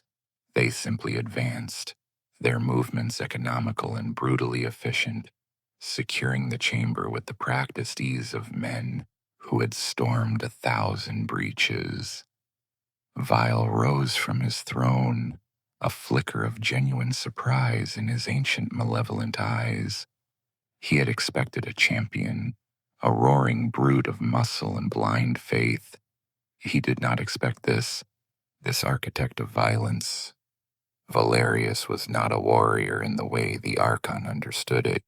He was a force of entropy for his enemies, a walking siege engine whose every motion was calculated for maximum structural damage. So, Vile purred, his voice a silken weapon that had flayed the sanity from countless victims. The master of the collapsed fortress comes to my spire. You have impressive tenacity, little stone man. You have ruined several of my most promising exhibits on your ascent. He gestured with a bladed hand toward his incubi guards, 10 figures in horned helmets and segmented armor, each one a master of the killing blade. A pity you will not live to see the dawn of my new age. The incubi moved, their speed a blur to the mortal eye. They were living weapons, their every muscle honed for the single purpose of the perfect kill. But the iron hounds were not mortal. They were stone. They met the charge not with agility, but with mass and firepower. Their storm bolters roared, a deafening percussive blast of explosive shells that filled the air. The incubi were fast, but they could not outrun a wall of controlled demolition. Half of them were torn apart before they had crossed half the distance, their lithe bodies disintegrating in sprays of gore and shattered armor. The remaining few reached the Terminator line, their clave striking with blinding speed, seeking the joints and weak points in the ceramite plate. But it was like trying to fell an oak tree with a razor. Sparks flew as their arcane blades scraped against adamantium, and in return they were met with the crushing final impact of power fists and thunderhammers. The galaxy's most feared assassins were broken upon the shield wall of the first company in less than 10 seconds. Vile's smile finally faltered. He had underestimated the sheer, unyielding solidity of his foe. As Valerius advanced, his thunderhammer held low and his storm bolters spitting death at any of Vile's lesser minions who dared approach, the Archon drew his own weapons, a venom-laced agonizer and a long, wicked husk blade. He flowed forward to meet the chapter master, not with a charge, but with a dance of death. The duel that followed was a clash of opposing philosophies. Vile was speed, grace, and exquisite cruelty. He weaved and dodged, his blades a silver blur, striking a dozen times in the space of a single heartbeat. Each blow was aimed with surgical precision, exploiting the tiny delays in the Terminator armor's fiber bundle muscles. The agonizer sent shocks of pure torment through Valerius's nervous system, while the husk blade sought to peel his soul from his body. Valerius, in contrast, was a fortress. He weathered the storm of blows, his immense armor taking the brunt of the assault. He did not try to match the Archon's speed. He could not. Instead, he endured. With every flurry from Vile, he would take a single, solid step forward, his storm bolter firing, forcing the Archon to dodge. He was a glacier grinding forward, uncaring of the storm that raged upon its surface. His movements were slow, deliberate, but each one carried the crushing weight of inevitability. For long minutes the stalemate held. Vile, for all his skill, could not find a decisive opening in the Astartes' defense. And Valerius, for all his strength, could not land a telling blow on the impossibly swift Archon. The psychic scream of the system intensified, the very air of the chamber vibrating with the agony that Vile commanded. It was a weapon meant to break the minds of lesser men, but to Valerius it was merely pressure, and he and all his sons were built to withstand pressure. The tide turned not with a feat of arms, but with an act of pure, stubborn will. Valerius, ignoring the thousand cuts and the lightning arcs of pain racking his body, saw his opening, not in Vile's defense, but in his psychology.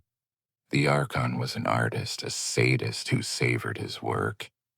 He had drawn the fight out, seeking the perfect, most humiliating killing stroke. Valerius was a builder, a pragmatist. He sought only the conclusion. Feigning a stumble from the agonizer's energy, Valerius allowed the Archon to press his advantage. Vile lunged, his husk blade aimed at the chapter master's throat for the final, soul-stealing blow. It was the moment of triumph he craved, and in that moment, Valerius did not block or dodge.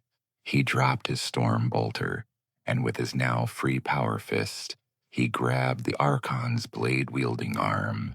Not the wrist, but the entire arm, his massive gauntlet locking around Vile's forearm with the crushing finality of a hydraulic press.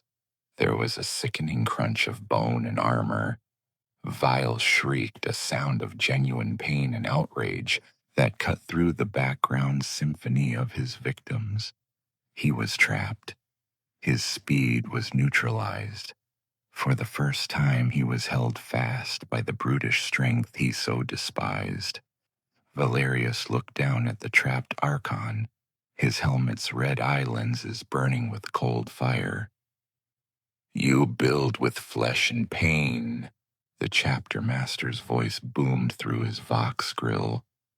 "Your foundations are weak." With his other arm, he raised his thunderhammer, Siegebreaker. It was not a swift or elegant blow. It was a measured, perfectly leveraged act of demolition.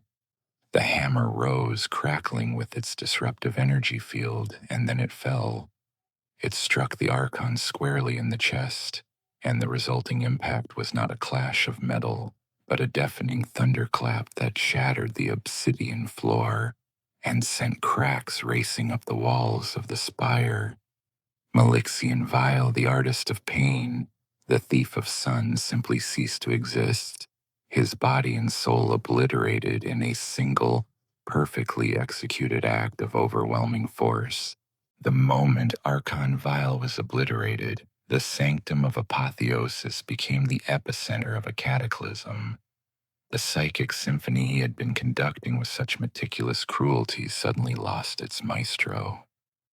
The billion-fold scream of the Solace system's captured souls, no longer focused and controlled, erupted in a raw, undirected wave of pure anguish. The living walls of the spire shuddered and wept blood, and the soul orbs in the ceiling shattered, releasing their captive energies in a blinding flash. For the first time in what felt like an eternity, there was a moment of absolute deafening silence in the realm of pain. This silence was the only signal Brother Captain Etius of the Ironhound's first company needed. Far across the system, his 4 Storm Raven gunships were skimming the incandescent surface of the captured star. The heat was so intense that their armor plating was glowing a dull red, and servitors were screaming binary litanies as they fought to keep the engines from melting. They flew through colossal arcs of solar plasma and magnetic storms that played havoc with their instruments. It was a flight through the literal heart of a god, a journey no vessel was ever meant to survive. All gunships report. Atius's voice crackled over the vox, strained but steady. Wraithhammer, payload is green. Structural integrity at 12%. Stonebreaker, payload is green. Gellar field fluctuating but holding against the stellar radiation. Ironheart, payload is green. Omnissiah, preserve our machine spirit. The chapter master has succeeded, Adius declared, his words a benediction. Deliver the Emperor's judgment. One by one, the 4 gunships climbed to their designated coordinates within the star's photosphere. It was a final suicidal ascent. Thrusters melted, hulls began to buckle and liquefy, but they held their course. With their last moments of functionality, they released their cargoes. The gravitic implosion warheads, 4 spheres of cold, dark metal, plunged into the star's nuclear furnace. For a moment, nothing happened. The star continued to burn, a captive beast in its cage of celestial engines. Then, the warheads activated. They did not explode. They created a point of impossible infinite density. The effect was instantaneous. The star, its fusion heart, suddenly presented with a gravitational pull stronger than its own, simply collapsed. The outward pressure of nuclear fusion, which had held the star's immense mass in equilibrium for billions of years, was snuffed out. Gravity, the most patient and fundamental force in the universe, won its ultimate victory. The yellow light of the Solace star vanished. In its place, a perfect sphere of absolute blackness appeared.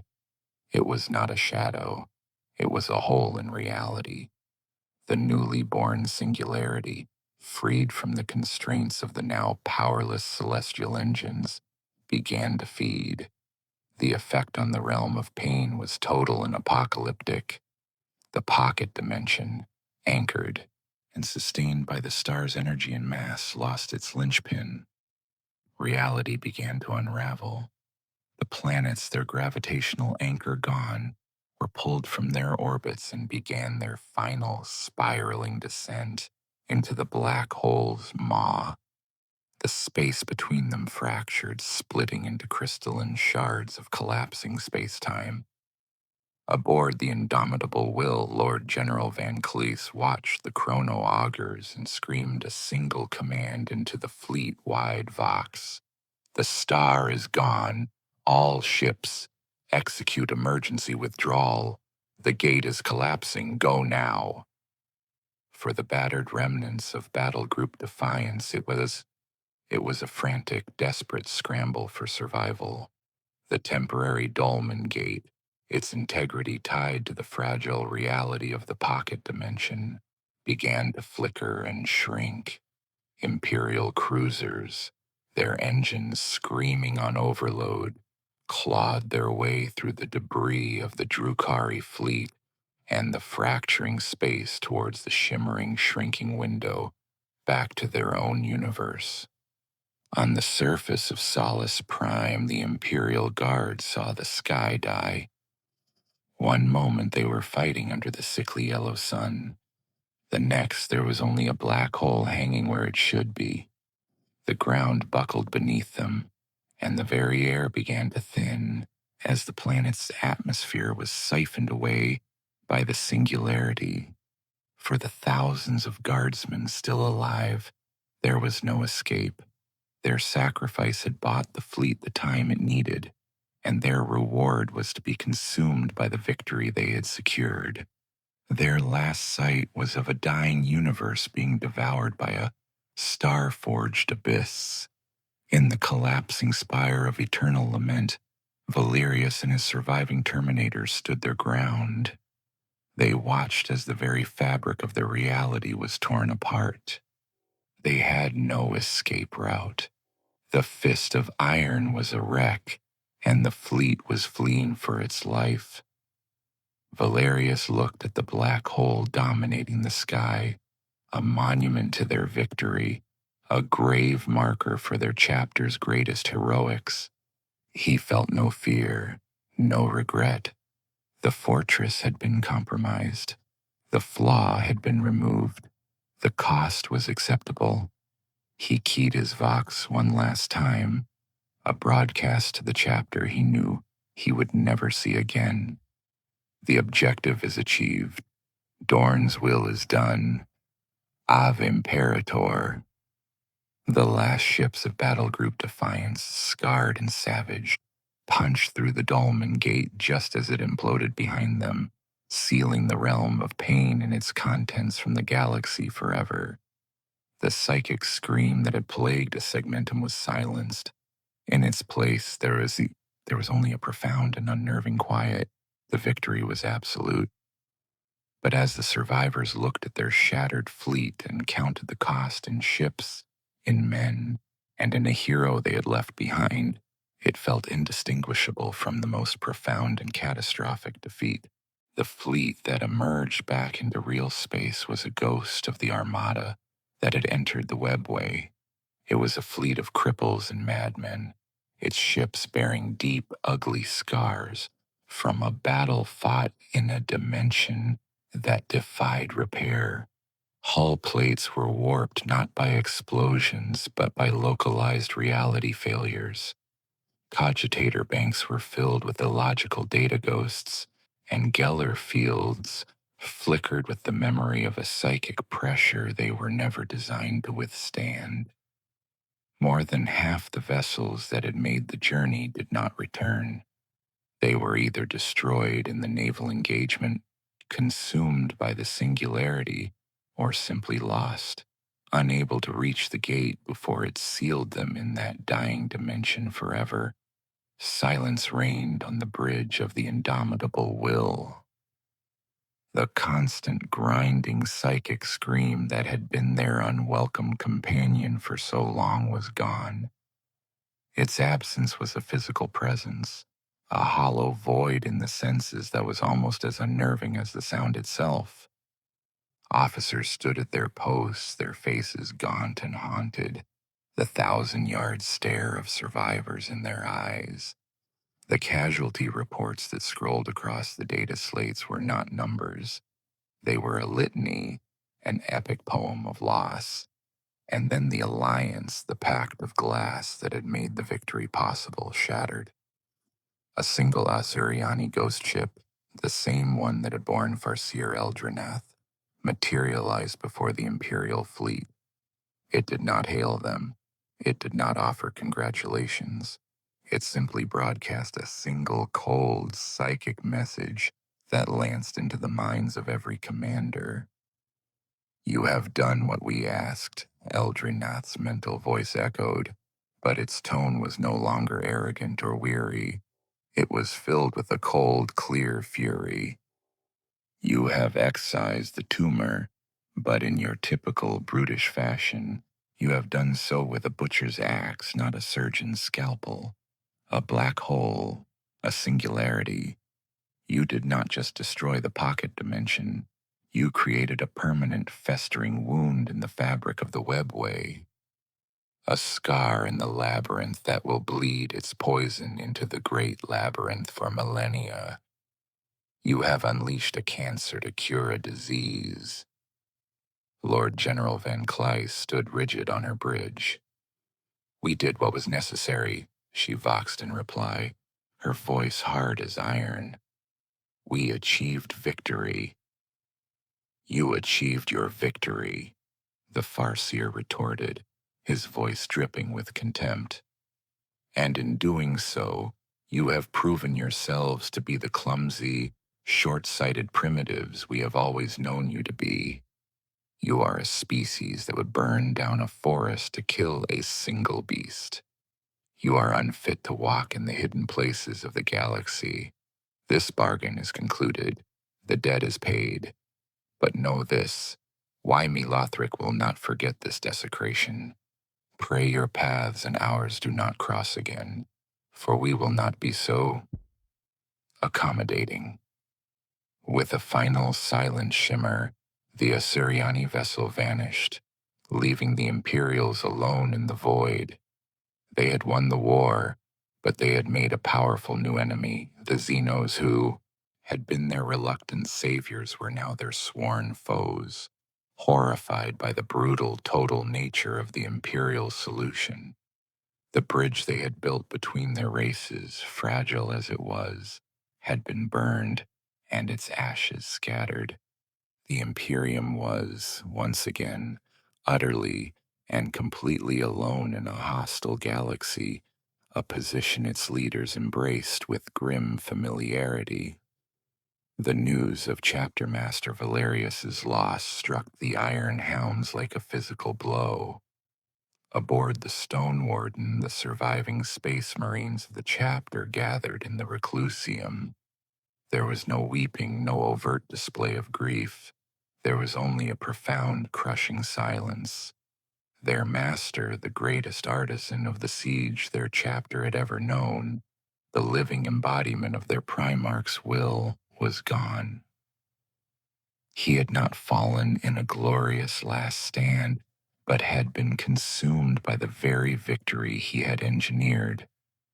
He had become a part of the foundation of their success, a stone buried in the deep, a sacrifice that was both necessary and unbearable. Brother Captain Horvath, the stoic commander who had detonated his own fortifications on Gethsemane Prime, now found himself the de facto chapter master. He knelt before the central shrine, his massive form bowed not in prayer, but in acknowledgement of the weight that had fallen upon him. Their greatest victory was now their deepest wound. Their most legendary tale would forever be a story of their greatest loss. They had saved a segmentum, but they had lost their soul. The Iron Hounds, now masterless, were adrift. Their path forward was no longer one of glorious construction, but of endless penitent crusading.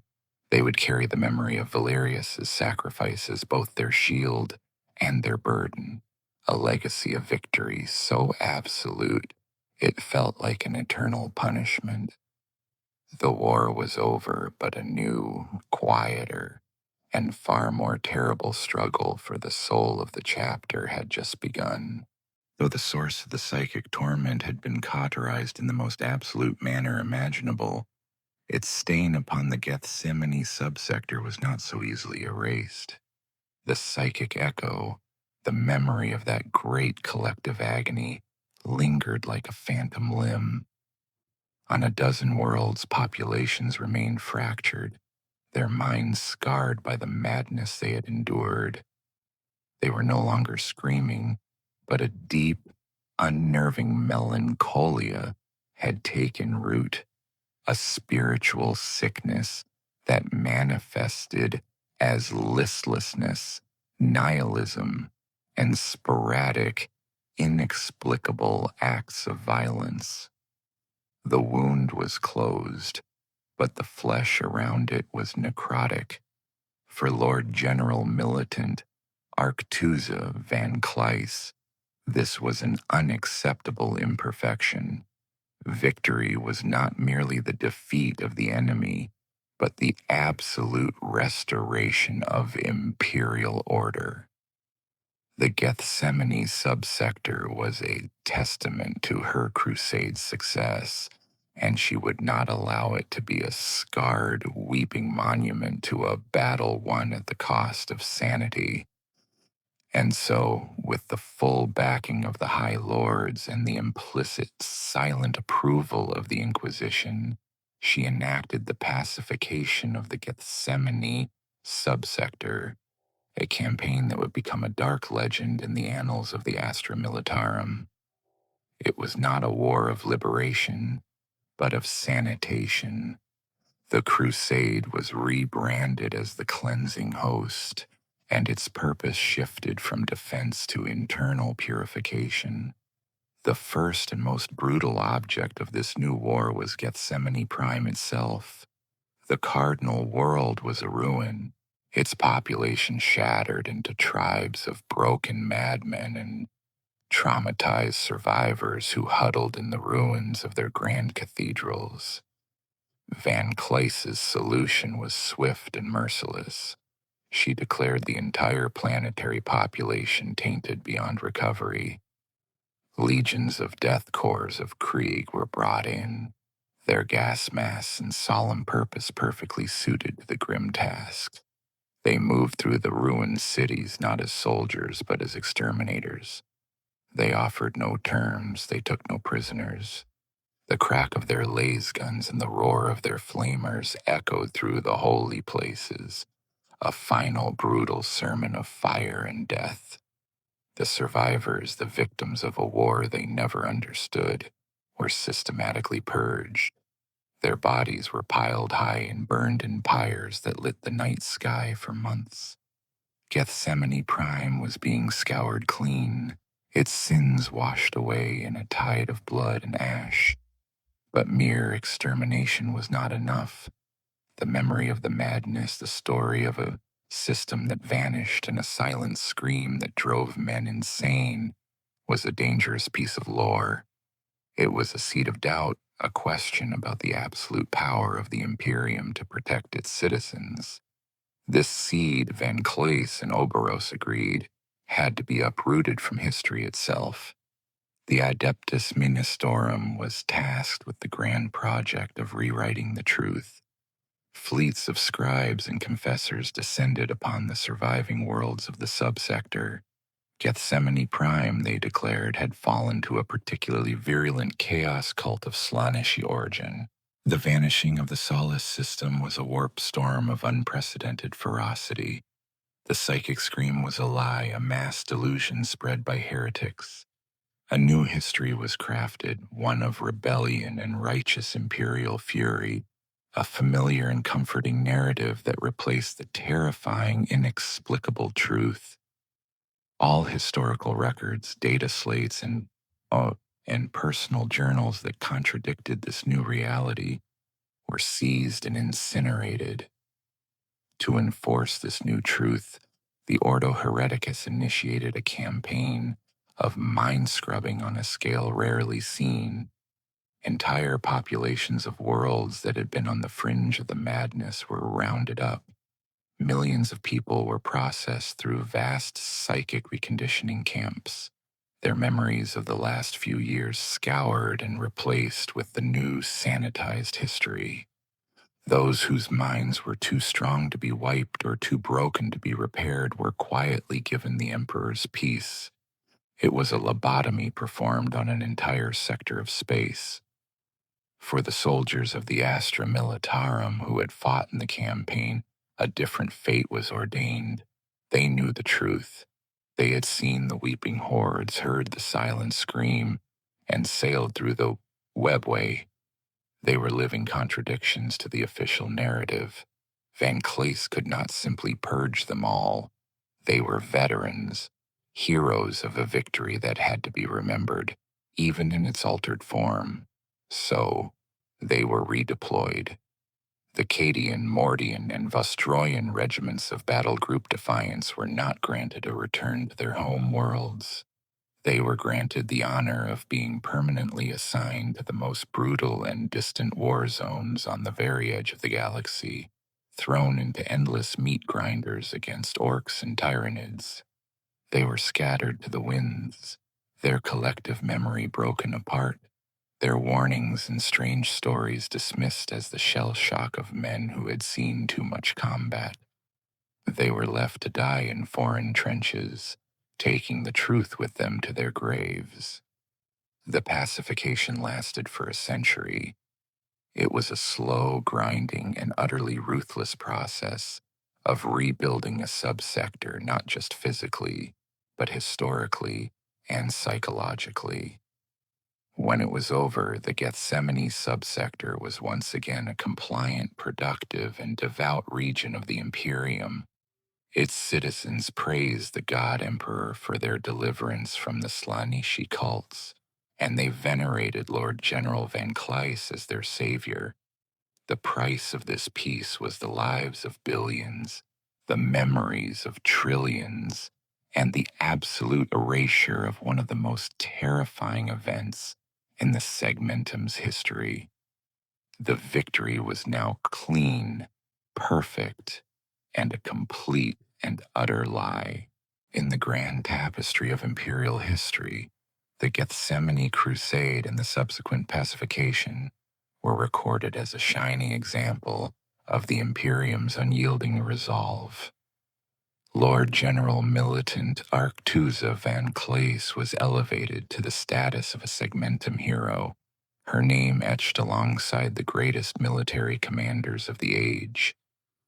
The official histories spoke of a brilliant campaign against the insidious chaos uprising, culminating in a glorious victory that secured the faith of 100 worlds.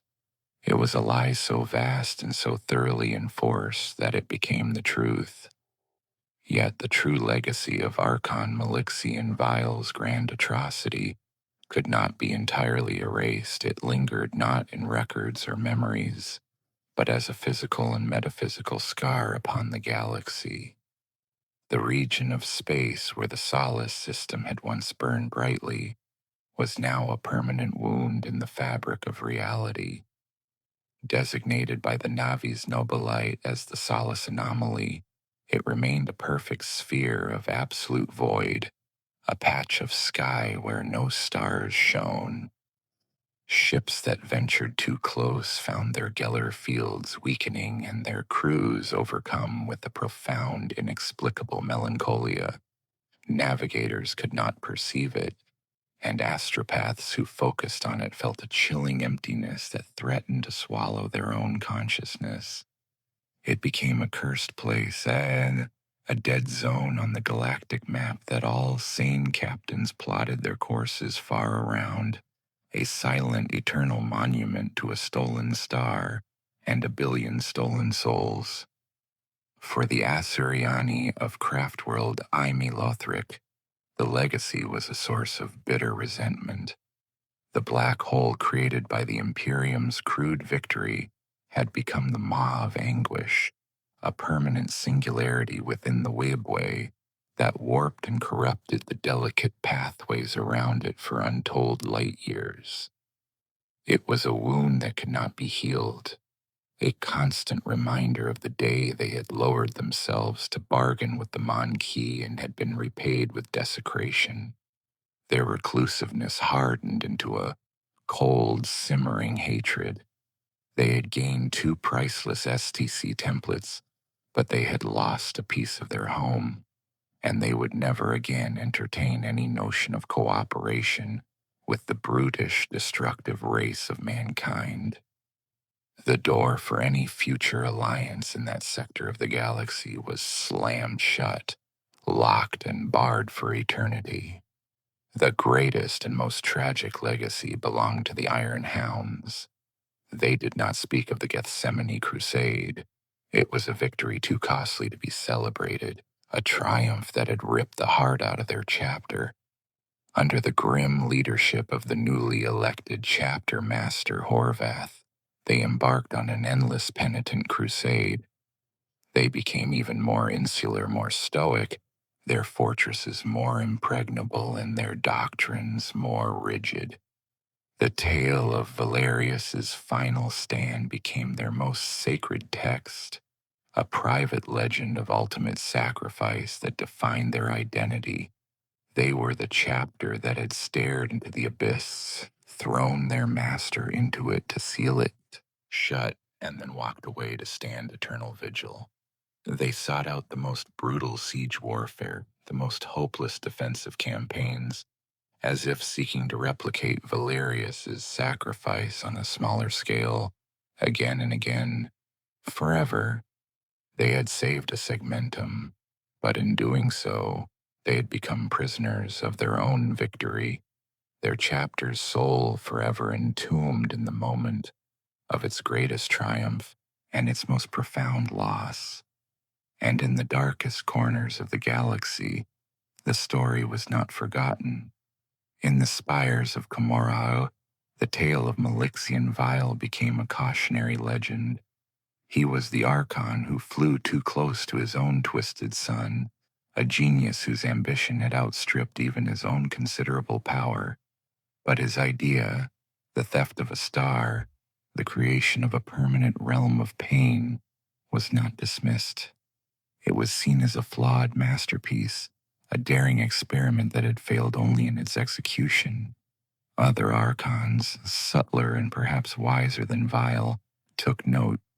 The celestial engines he had used were now a known quantity. The concept had been proven. The whispers began in the shadowed alleys and the opulent torture chambers. The humans had used a crude weapon to destroy the realm, but what if it could be shielded? What if the stolen star was not the anchor, but merely the power source? The war for the Solace system was over. A star system and its billions of souls were erased from existence. A chapter master and the pride of his warriors were lost. An alliance was shattered, a subsector was lobotomized, a victory was declared built on a mountain of lies. But the true legacy of Archon Vile's art was not the silence he left behind. It was the echo of his idea, a single terrifying concept of cosmic theft and weaponized agony that now slithered in the minds of the Drukhari. He had failed, but he had shown them the way. He had created a masterpiece of pain, and though it was destroyed, its memory would inspire 1,000 lesser and perhaps more successful horrors in the endless dark night of the 41st millennium.